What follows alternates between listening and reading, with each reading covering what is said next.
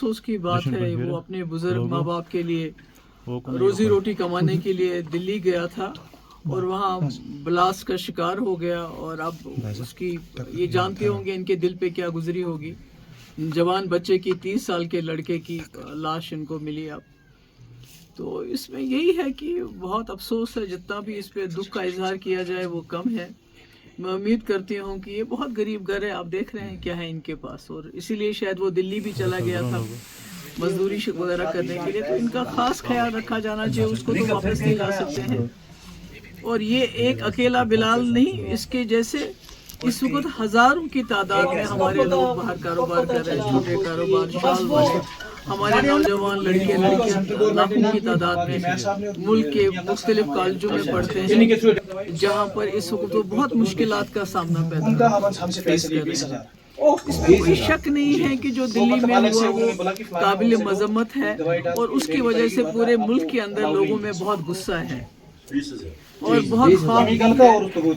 तो मगर उसका ये कतई मतलब नहीं कि जो हमारे जम्मू कश्मीर के लोग जो मुल्क के अंदर उसको अपना मुल्क जो उनका समझ के वहाँ मजदूरी के लिए जाते हैं, पढ़ने लिखने के लिए जाते हैं, मुझे लगता है उन पे गुस्सा नहीं उतारा जाना चाहिए। और साथ ही एक माँ की हैसियत से मैं सोचती हूँ कि हम लोगों के लिए, जम्मू कश्मीर के लोगों के लिए ये एक लम्हे फिक्र है कि हमारे नौजवान पढ़े लिखे डॉक्टर जैसे, जिनको इस कौम की खिदमत करनी चाहिए, एक अच्छी ज़िंदगी बसर करनी चाहिए, वो इतना खौफनाक रास्ता इख्तियार कर रहे हैं, इतना खतरनाक रास्ता इख्तियार कर रहे हैं, वो मौत को तरजीह दे रहे हैं ज़िंदगी के बजाय। तो ऐसे में मुझे लगता है जो हमारे उलमा हैं, जो हमारे मजहबी लीडर हैं, जैसे मीर वाइस साहब हैं, जैसे रहमतुल्लाह साहब हैं, और भी जितने लीडर में कितनों का नाम है, उनको सामने आके इस पे बात करनी चाहिए कि हमारे नौजवानों को ये रास्ता नहीं इख्तियार करना चाहिए। बेशक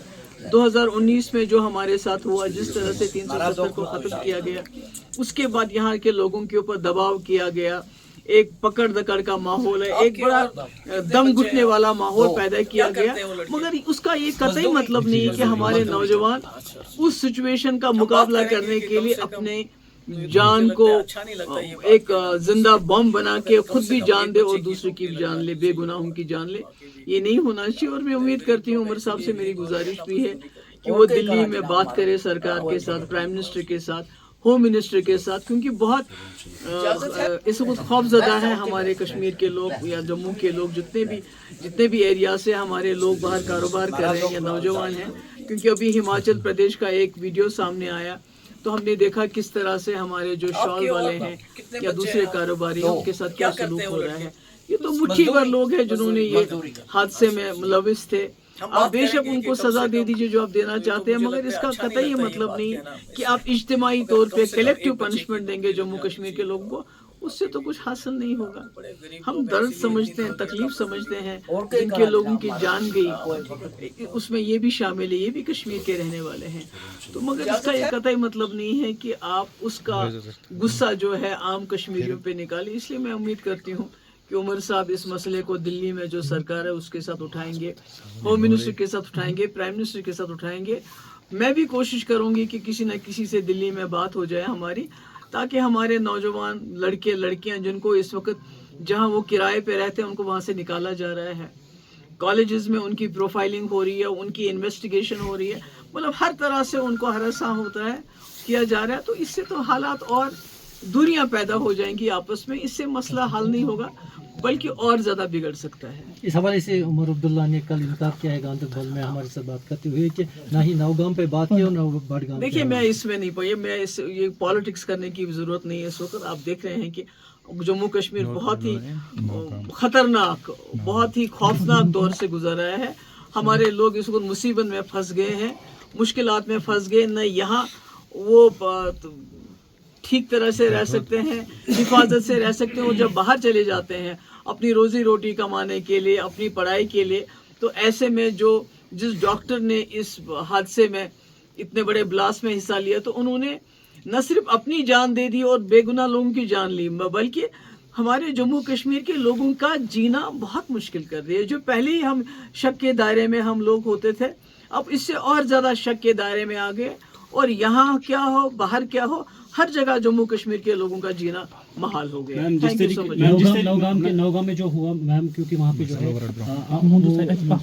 نائب تحصیلدار صاحب تھے ریسک الاؤنس ان کو بہت کم ہوتا ہے لیکن ایسے میں سول آفیسر کو وہاں پہ لانا میں کہتی ہوں بہت برا ہے. پہلے ہماری پولیس جو ہے بہت ہی خطرناک سچویشن کا مقابلہ کرتے ہیں جہاں ان کی جان ہمیں انکاؤنٹر وغیرہ میں ان کی ویسے بھی جان چلی جاتی ہے. تو پھر سے ان کو اتنے بڑے خطرے میں ڈال دینا جہاں آپ کا ایمونیا نائٹریٹ ہے جس کو آپ نے پہلے اتنی دور فرید آباد سے لے کے آئے, کیسے لے کے آئے, کس طرح لے کے آئے مجھے نہیں معلوم. اور اس کے بعد سول نائب تحصیلدار آپ کا درزی باقی سویلین کو لے کے اور پولیس کو بھی لے کے بھی جو آلریڈی اتنی مشکلات کا سامنا کرتے ہیں ان کو اس کام کے لیے کرنے کے لیے بولا جو کام ان کا ایکسپرٹیز ہی نہیں ہے, جو کام وہ کر ہی نہیں سکتے ہیں. تو اتنا بڑا حادثہ ہو گیا. میں تو کہتی ہوں کہ اس کی انویسٹیگیشن ہونی چاہیے کیونکہ ایک ابھی وہاں ہمارے دلی میں 15 لوگ چلے گئے جس میں ہمارے یہ بلال صاحب بھی تھے اور یہاں ہمارے 9 لوگ چلے گئے. تو مجھے لگتا ہے جموں کشمیر اس کو بہت بہت مصیبت سے میم آپ کی جانب سے ان کو کچھ کمپنسیشن ملے گی یا آپ حکومت سے بات کرے گی مطالبہ کرے گی ان کے لیے کچھ نوکری یا دیکھیے مطالبے کی کیا بات ہے جو ان کا تو لخت جگر چلا گیا ہے.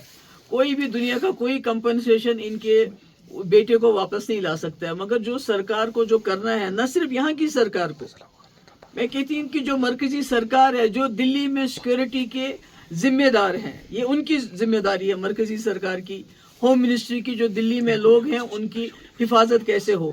تو ان کی طرف سے بھی اور یہاں کی سرکار کی طرف سے بھی اس خاندان کی پوری مدد ہونی چاہیے اور کم سے کم خاندان کے ایک فرد کو سرکاری نوکری بھی دی جانی چاہیے. Thank you so much.